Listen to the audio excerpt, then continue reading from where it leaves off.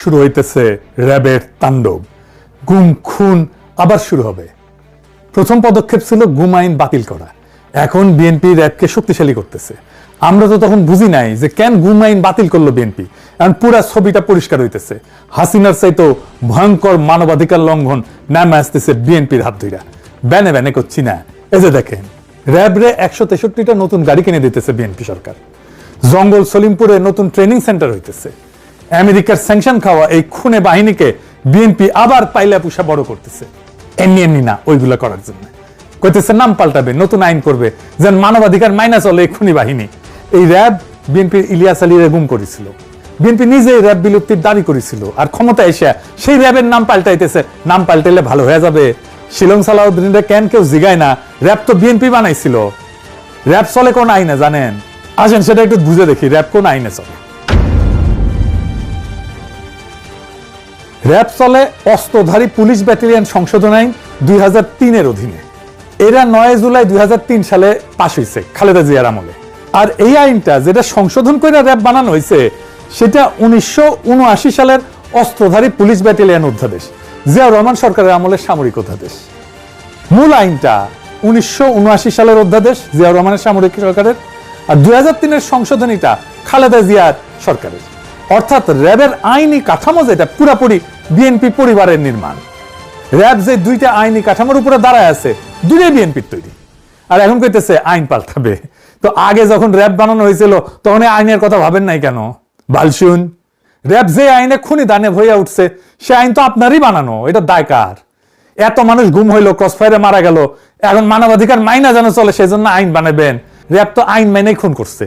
যে আইন বানাবেন সেই আইন মাইনা খুন অব্যাহত রাখবে। যে মানুষগুলো মারা গেল, নিখোঁজ হইল, তাদের জীবন কি মূল্যহীন? তো র্যাব কিভাবে তৈরি হয়েছিল সেটা আপনারা জানেন? আপনাদের বলি, হয়তো অনেকেরই জানেন না, ইয়াংরা হয়তো অনেকেই জানে না। আসেন সেটা একটু বলি। 2002 সালে খালেদা জিয়া ক্ষমতা এসেছিল সন্ত্রাস নিয়ন্ত্রণ করার প্রতিশ্রুতি দিয়ে। উল্টা আইন শৃঙ্খলা পরিস্থিতি একেবারে যাচ্ছেতাই হয়ে গেছিল। ঢাকা শহরে কয়েকজন কমিশনার খুন হইল প্রকাশ্য দিবালোকে। খালেদা জিয়া আর্মি নামাইল, নাম দিল অপারেশন ক্লিন হার্ট। আর্মি ধরে নিয়ে যাইতো যারে তারে। আর্মি ক্যাম্পে নির্যাতনে যারা মারা যেত কইতো হার্ট অ্যাটাক করছে। অপারেশনে 40,000-এর বেশি নিরাপত্তা বাহিনী অংশগ্রহণ করেছিল। যৌথ বাহিনী 11,245 জনকে গ্রেপ্তার করছিল। শত শত মানুষ আহত হয়েছিল, 40 জনের বেশি হেফাজতে মারা গেছিল, 40 জন। এইসব বিচার বহির্ভূত হত্যাকাণ্ডকে খালেদা জিয়ার সরকার ইন্ডেমনিটি দিল। আইন শৃঙ্খলা পরিস্থিতির ড্রামাটিক উন্নতি হয়েছিল, এটা সত্য।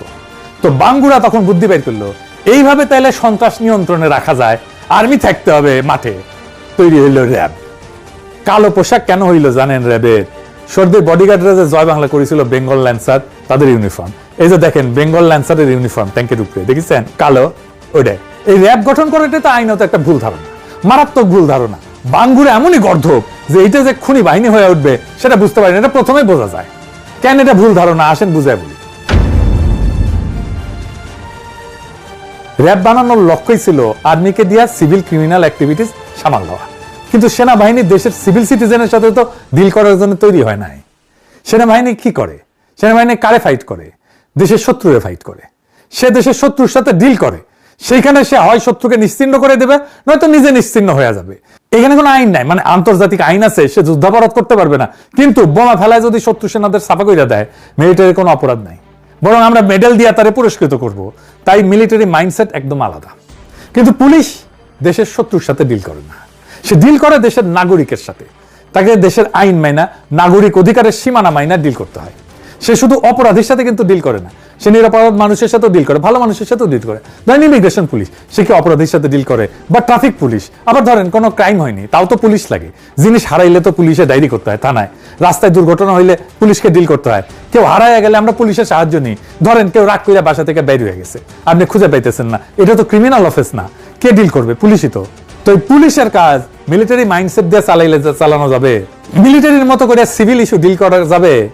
তাইলে করা যাবে? এটা হবে না তো। প্রতিষ্ঠার পরে খালেদা জিয়া র্যাবের ভূমিকা প্রশংসা করছিলেন, বলছিলেন যে প্রশংসা করতেছে সন্ত্রাস দমনে সাহস এবং নিরপেক্ষ অভিযান চালানোর জন্য। পরে উনি বুঝেছিলেন যে ভুল হয়েছে। ভুল বুঝে কি করলেন? 2014 সালে খালেদা জিয়া র্যাবকে ক্যান্সার বলে বিলুপ্তির দাবি করলেন। নারায়ণগঞ্জে 7 খুনের পর খালেদা জিয়া প্রথম প্রকাশ্যে র্যাব বিলুপ্তির দাবি তোলেন। 10ই মে 2014 নিখোঁজ বিএনপি নেতা সাজেদুল ইসলাম, মানে আমাদের তুলির ভাই আর কি, তার পরিবারের সঙ্গে দেখা করে বললেন যে র্যাব গঠন হয়েছিল জনগণের জীবন সম্পদ রক্ষা করার জন্য, কিন্তু এখন এই বাহিনী রাজনৈতিক উদ্দেশ্যে ব্যবহার হইতেছে। আমি এই এলিট ফোর্স বিলুপ্তির দাবি করতেছি।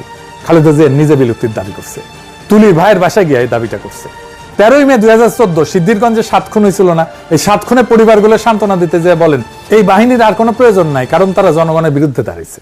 2014 সালে মুন্সিগঞ্জের এক সমাবেশে খালেদা জিয়া র্যাবকে ক্যান্সার আখ্যা দিয়ে বলেন সংস্কারে কাজ হবে না, বিলুপ্তি করতে হবে। র্যাবকে রক্ষী বাহিনীর সাথে তুলনাও করেছিলেন।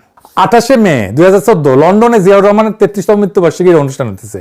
তারেক রহমান র্যাব বিলুপ্তির দাবিতে গণস্বাক্ষর কর্মসূচি উদ্বোধন করে কইলেন র্যাব অবিলম্বে বিলুপ্ত করা সময়ের দাবি।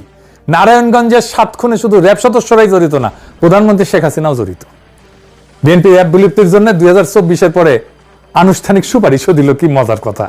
5ই ডিসেম্বর 2024 অন্তর্বর্তী সরকারের পুলিশ সংস্কার কমিশনে আনুষ্ঠানিক প্রস্তাব জমা দিল। সেখানে র্যাব বিলুপ্তি আর একটা পুলিশ কমিশন গঠনের সুপারিশ ছিল। 10ই ডিসেম্বর গুলশান কার্যালয়ে সংবাদ সম্মেলন করলো বিএনপির স্থায়ী কমিটির সদস্য আর এখনকার স্পিকার মেজর হাফিজ। ওইখানে আনুষ্ঠানিকভাবে দাবিটা ঘোষণা করলেন। উনি বললেন মেডিকেল সায়েন্সে এটা বলা আছে যখন গ্যাংগ্রিন পুরোপুরি ছড়ায় যায় তখন কাইটে ফেলা ছাড়া উপায় থাকে না। র্যাব আন্তর্জাতিকভাবে নিন্দিত হইয়া দেশের ভেতরে দানবে পরিণত হয়েছে। বেশিরভাগ গুম, খুন আর বিচার বহির্ভূত হত্যাকাণ্ড র্যাবই করেছে। তাই আমরা এর বিলুপ্তির সুপারিশ করতেছি। ভিডিও আছে, দেখেন, এডিটর সাহেব দেখান। যত ধরনের খুন যখন এবং যত এক্সট্রা জুডিশিয়াল কিলিং সবকিছু অধিকাংশই এই র্যাবের মাধ্যমে হয়েছে। সেজন্য আমরা এটিকে বিলুপ্ত করার জন্য সুপারিশ করেছি। দেখেছেন, এইভাবে বলার পরে ইউনূস সরকারের তো উচিত ছিল পরের দিন র্যাব বিলুপ্ত করে অধ্যাদেশ জারি করে নাই। কেমন বেকুব দেখেন, রেখে দিছে। হ্যাঁ, এত বেকুবের বেকুব এই ইউনূস সরকার ছিল। এখন এই 22তম প্রতিষ্ঠা বার্ষিকী হইল এই কয়েকদিন আগে, ওইখানে শিলং সালাউদ্দিন গেছে। ওইখানে বলে যে র্যাবের জবাবদিহিতা, স্বচ্ছতা আর মানবাধিকার সুরক্ষা নিশ্চিত করতে নতুন আইন প্রণয়নের উদ্যোগ নিয়েছে সরকার। সরকার বিবেচনা করতেছে এই বাহিনী বর্তমান নামে চলবে নাকি নতুন এলিট ফোর্স গঠন করা হবে। নতুন নাম হয়েছে, কিন্তু আরো বলছে যে কিছু কর্মকর্তার কর্মকাণ্ডে বাহিনীর ভাবমূর্তি ক্ষুণ্ণ হয়েছে। ফ্যাসিবাদী শাসন আমলে কোনো প্রতিষ্ঠানই অক্ষত থাকে নাই, পুলিশ, সেনাবাহিনী, র্যাব, বিজিবি সবাই। কিন্তু কয়েকজন কর্মকর্তার কাজের জন্য পুরো প্রতিষ্ঠানকে তো দায়ী করা যায় না। না না না, তা তো বটেই। এই যুক্তি তো আওয়ামী লীগও দেয়। যারা গ্যাংগ্রিন বলবে এরা নিজেরা, তারা 2 দিন পরে বলবে কয়েকজন কর্মকর্তার কাজের জন্য পুরো প্রতিষ্ঠানকে দায়ী করা যায় না। খালেদা জিয়া বলবেন সংস্কার করে লাভ নাই, বিলুপ্ত করতে হবে। আর এরা বলবে নাম বদলাবে, আইন ঠিক থাকবে, বাহিনী থাকবে। যেই তারেক রহমান লন্ডনের নির্বাসনে থেকে র্যাব বিলুপ্তির জন্য গণস্বাক্ষর কর্মসূচি শুরু করছিলেন, সে বাংলার লুথার কিং যখন হইল তখন র্যাবের গাড়ি কিনে দেয় 163টা, নতুন ট্রেনিং সেন্টারের ব্যবস্থা করে। নাম হবে SIF, স্পেশাল ইন্টারভেনশন ফোর্স। ওরে বাবা, ইংরেজি যেহেতু কইছে ঠিকই কইছে না। আপনারা নিজেরা যা দাবি করেছিলেন অন্য সরকারের কাছে, এখন নিজেরাই করেন সেটা। নিজের দাবি নিজেই মানেন, আমাদের দাবি মানা লাগবে না। আপনারা নিজেরা যে দাবি তুলেছিলেন সেই দাবিটাই পূরণ করেন না কেন? নতুন বোতলে আগের মদ খাইতে চাই না তো আমরা। এর নাম করতে রাজনীতি না, এর নাম বিশ্বাসঘাতকতা। সরাসরি নিরবিচ্ছিন্ন লজ্জাহীন বিশ্বাসঘাতকতা। এই জন্য আজকে তরুণ সমাজ পলিটিশিয়ানদের পছন্দ করে না। এদের কোনো কথার দাম নাই, 1 ফুটা পয়সা দাম নাই। তারেক রহমান নিজের প্রতি কমিটমেন্ট তো রাখেনি, নিজের মায়ের একটা অঙ্গীকারও রাখে না। তারেক রহমান খালেদা জিয়ার জানাজায় গিয়ে সবাইকে বলছে আমার যদি কোনো পাওনা থাকে সেটা আমি শোধ করব। তাহলে শোধ করেন। খালেদা জিয়া যা বলছেন, জাতির কাছে যা প্রতিশ্রুতি দিয়েছেন সব রাখেন, পরিশোধ করেন। মায়ের প্রতিশ্রুতি পরিশোধ করেন।